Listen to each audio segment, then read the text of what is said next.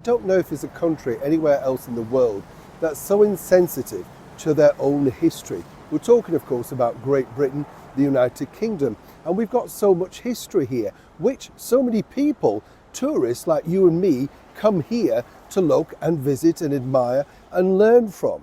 We've had all the statues toppled. I know that's gone on around the world and all that sort of stuff. But now, of course, you know, anything that you had with any heritage, they want to remove it. All in the name, so it seems, of, well, racism.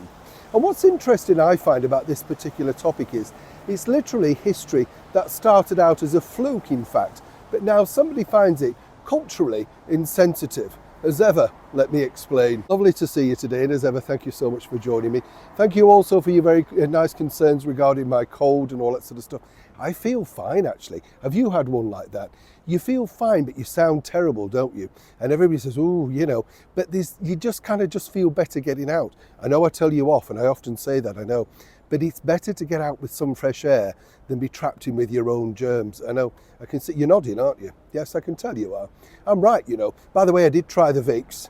Yes, that's not as powerful, honestly. What a shame. I liked it before. It virtually blew your hair off, didn't it? Now, you know, you kind of think, is this it? Do you remember Germaline as well? That used to have a very strong smell. That's not very good now, is it? Whatever you buy in the medical world has all been watered down. The packaging's nicer, but the actual product is rubbish. Am I right? Let me know as ever in the comments below. Epsom salts, Andrews liver salts, which is the best? I'll leave that one to you. Back as ever to your story of the day. This really does anger me, in fact, because it's a tradition, when you think about it, that's been going on since the 16th century. Now, what I find odd about this is when you think about the big court cases, the criminal cases, they are always the centerpiece of any big movie, aren't they? Things like The Boys with Richard Todd in the early 60s. Brilliant performance as a barrister. Witness for the Prosecution with Charles Laughton and Marlene Dietrich. Wonderful sort of, well, just a way with words. And it's also the flourishing of the capes and all that sort of stuff. Well, we told you the other day about the company that actually makes the majority of all of those capes. I mean, it's a fascinating company, Eden Ravenscroft. They've got so much background to this history.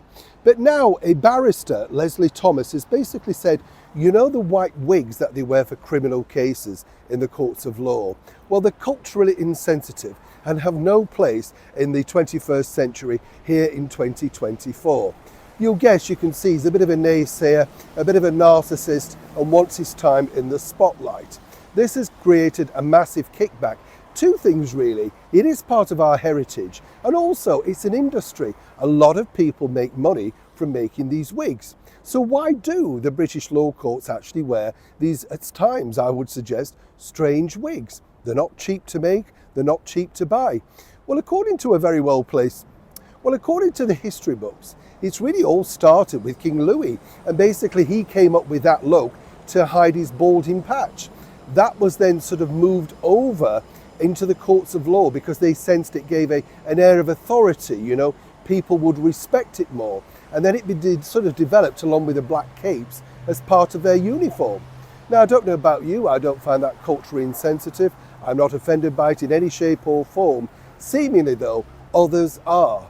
But why? And should we, as ever, I open this to you, throw it open and say, well, we should just get rid of it because, well, so far, one person and a couple of stragglers decide that all of that wonderful history, the theatre, the drama of going to see a marvellous court case, good or bad, is to be wiped away because somebody finds it a little bit offensive. What would they prefer? People standing there in big afro wigs? I don't know, beaded hair?